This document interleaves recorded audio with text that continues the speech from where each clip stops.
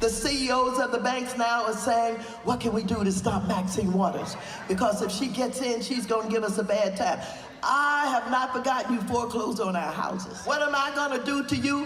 What I'm going to do to you is fair. I'm going to do to you what you did to us. People are going to have to start paying their fair share in taxes. Do you have a specific on the tax rate?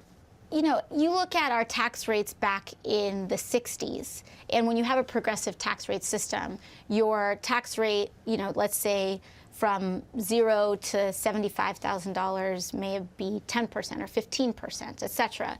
But once you get to like the tippy tops, on your $10 millionth dollar, sometimes you see tax rates as high as 60 or 70%. You know, I kind of laugh because I would just recommend that if the left has any hope of winning in 2020, they might want to find some new spokespeople, right? Maybe move away from the newly minted chairwoman of the House Financial Services Committee, Maxine Waters, whose mission in life is to destroy Wall Street, the engine of our economy, as well as, well, destroy the president, impeach him, right? As well as self-described socialist Congresswoman Alexandria Ocasio-Cortez. Well, she's going to actually be joining Waters on that powerful committee, and I'm going to tell you what, that is not good.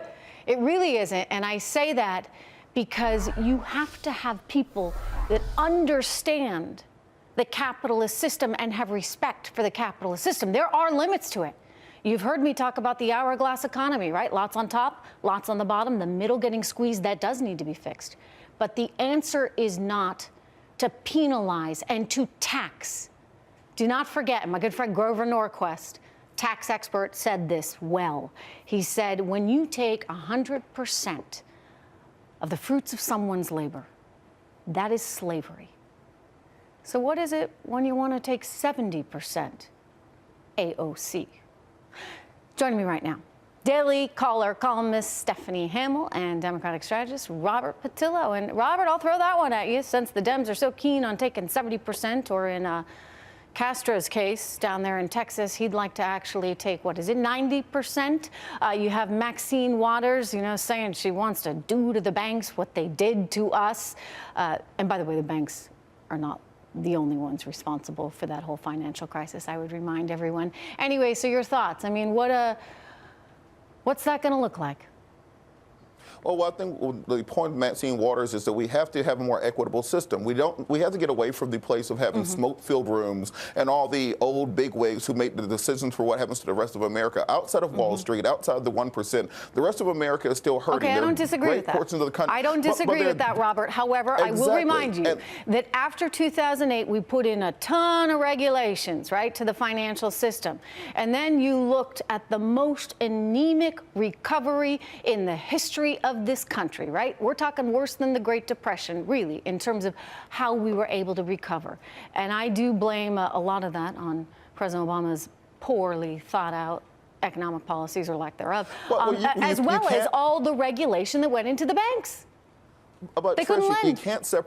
You can't separate that from the Tea Party revolution that happened in 2010 and when they started putting in austerity measures. What we have seen since President Trump has been in office is that by having Keynesian economic principles, by simply pumping money into the economy in the form of tax cuts, in the form of spending, then that's how you jumpstart the economy. President Obama had to deal with people who were talking about shutting down the government for the debt ceiling and not having a penny and having a sequester that cut down on spending. That's what slowed down the economy. So I think by having Maxine Waters there as a regulatory force to make sure that Wall Street does not go crazy again and dump us into another housing crisis or Great Depression. Okay, if we just give government money. I see where this is going, Stephanie. You just keep giving government last year. money. You had a $1.5 trillion tax cut and $1.5 For goodness sakes, we had an $800 billion bill. stimulus plan to nowhere. You tell me how that did for the economy. Stephanie, this is the same old talking point that is just regurgitated over and over again by the left. Just give the government more, and guess what? Everything will turn out well. I want to remind Mr. Patillo and everyone out there that believes that.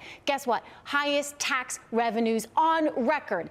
And you have lower tax rates to thank for that. Stephanie. Yeah, the economy is doing just fine right now, and I am probably not the only person that's frightened in America about the idea of Ocasio-Cortez, a Democrat socialist that is part of this very powerful committee that oversees and has jurisdiction over our economy, the banking system, insurance, monetary policy, all of these very, very important and critical things for our country. But I'm pretty sure Alexandria Ocasio-Cortez doesn't even understand.